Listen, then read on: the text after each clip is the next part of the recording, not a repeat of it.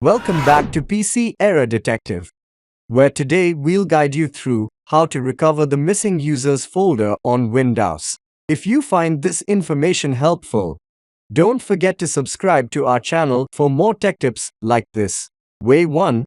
Recover the missing users folder by showing hidden folders. Step 1. Begin by typing Show Hidden Files and Folders into the Windows search box and select it from the best match result. Step 2. Under Change Settings, to show hidden and system files beside that, click on Show Settings. In the folder options window that appears, navigate to the View tab.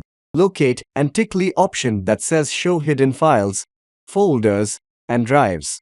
Then, click the OK button to apply and save your changes.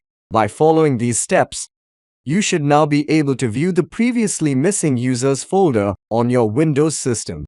And that's it.